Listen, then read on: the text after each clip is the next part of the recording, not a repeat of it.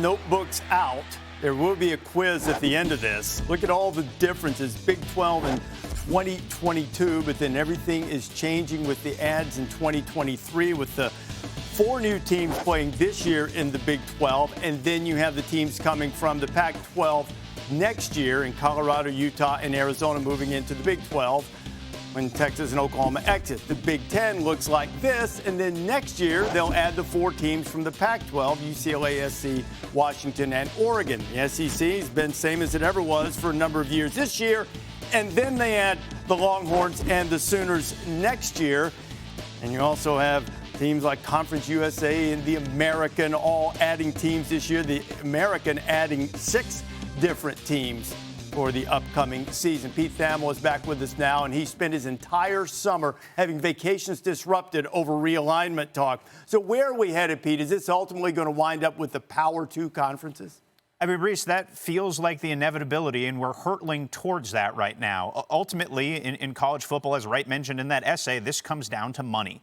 The Big Ten and the SEC are approximately going to be $30 million ahead in annual distribution of the ACC and the Big 12, which are the next 2 conferences. Obviously, the Pac-12 isn't going to exist in any recognizable form after this season.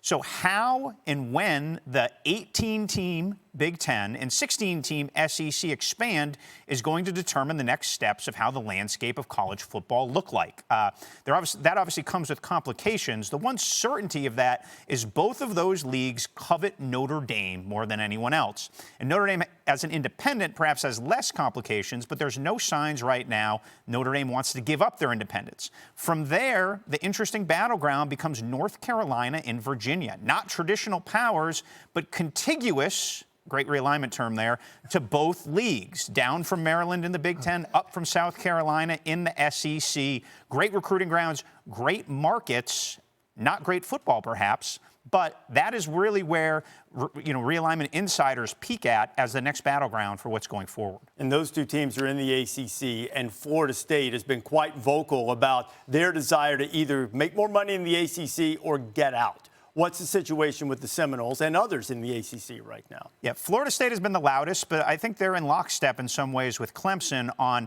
really worrying about that $30 million gap. The ACC contract goes through 2036. So you essentially end up $500 million behind your competitors. For Florida State, that's obviously Florida. For Clemson, in-state, that's South Carolina.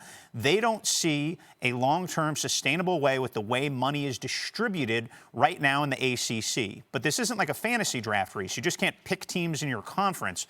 There's something called a grant of rights that has Florida State, Clemson, and the rest of the ACC teams locked through 2036. So for them to leave, they'd have to pay a $120 million exit fee, then sue, seemingly, to get their rights back. And then from there, they need an invitation to a league where they are not the most coveted. So those are 3 complicated steps. Universities, as we know, tend to be risk averse. So it's going to be fascinating theater the next few years. It still feels like a when, not if proposition. Someone's going to test that grant of rights. The billable hours are the only certainty. You know what, Pete? My wish for you this season is that you get to focus on coaching changes and people who may or may not play, breaking stories as you do as the authority, and get a little respite from all of this realignment talk. I hope so. Ankle sprains sound good, Reese. Since the Big 12 was formed, the original version in 1996, Oklahoma has dominated it. Yeah. Texas is the favorite this year. Is it now or never for Texas? I mean, in terms of, it is for the Big 12. This seems to be the year they need to take that step forward. They're a game over 500 under Steve Sarkisian. They haven't been good on the road. This is a big opportunity. It's a big opportunity, and I think what you just said, it's the last year of this Big 12 as we know it, but they're going into the deep water next year. So I think it's more about continuing to prove to themselves that they can play with teams, not just in this conference, but with Alabama and Texas A&M and LSU and everybody else. But, man, they're loaded. I mean, and Sark's culture is starting to take over. Quinn Ewers now has a year under his belt. A.D. Mitchell comes over to join Xavier Worthy. I mean, they got a lot of weapons. This appears on paper to definitely be the team to beat in the Big 12. Yeah, what's key is that Sarkisian is starting to change the culture now because he's had at least 2 recruiting cycles under his belt, so he's getting in his talent. Quinn Ewers, he got hurt in the Alabama game. Some people think that was a difference. I'm not sure. I think Alabama was going to win that game anyway, but Besides that, I love the fact that they understand that they have some talent, that Sarkisian is a heck of a coach. But this is the time for Texas. If they're going to win the Big 12, like Kirk said, now they're taking a step up in competition next year when they go in the SEC. This is the year for them to win the Big 12 and maybe get to the college football playoff. Yeah, and you lose Bijan Robinson, which is obviously a massive weapon for the Texas offense, and he's going to be incredible on Sundays and Mondays and Thursdays and every other day that they play NFL football. Yeah. But I like that, they got Manning there sitting as backup too. And I'm not going to say that's going to motivate Quinn Ewers to be the best version of himself, but Quinn Ewers understands that this is the year. And what he was able to prove last year and do last year before he got hurt, I'm excited to watch this Texas team. He's serious too, because he cut off his mullet. So what do you expect from Freeman in year 2 with Hartman at quarterback? Well, if you're a playoff team, like if you want to contend, you want to try to throw your hat in the ring, and you're Notre Dame, you got a quarterback now. There's an offense that has potential to get the ball downfield. In my opinion, Des, that's what obviously has been missing there. They're going to play tough defense. They're going to be able to run the ball. They're going to be good at the line of scrimmage. But to play with Alabama and Georgia and Ohio, you got to have some explosive playmakers. Yeah. Do they have that? Bringing in a guy like Sam Hartman, obviously a weapon, having a mature guy, but a known guy, I think that elevates everybody around him, I think.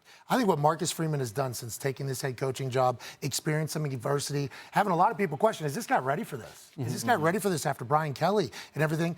I love everything he does. Right. I like the culture he's instilling. Looks good, too, on the sideline. I mean, he looks smooth. And he's jocked. He is. Which I appreciate a lot, you know, because if he's going to fight, I mean, I don't know about today. Maybe he's D coordinator, head coach. He might get him. But I think most weeks, Marcus Freeman's going to win that. So I love the culture that they're building there in Notre Dame. It feels new, feels fresh, and I think Sam Hartman helps a lot. Yeah, Sam Hartman's going to help a lot. But, Kirk, I mean, you hit on it. They need a threat down the field. They need some juice on the perimeter. So they're going to move their running back, Chris Tyree, to wide receiver. He's a guy who can flat out fly. The offensive line, keep an eye on the offensive line. They got a guy named Joe Alt. Joe Alt said, we're coming after the Joe Moore Award, meaning the award that's given to the best offensive line in the FBS. It's in Ann Arbor every year. Exactly, right. Exactly. So I think that's going to be their identity. They're going to be physical up front, try to move people, but then with Chris Tyree, try to find that deep threat, too, with Sam Hartman at the quarterback position. I love offensive linemen calling shots. Oh, yeah, Joe Alt, man. Hey, he may be the first tackle off the board in the 2024 NFL draft. But I like that they're projecting, like, hey, this is what we want to do. Yeah, we got a group here. Speaking into existence. Let's go, baby. And if you can give Sam time, here we go. That's what I'm talking about. Let's go, Notre Dame. Thanks for watching ESPN on YouTube. For live streaming, sports, and premium content, subscribe to ESPN+.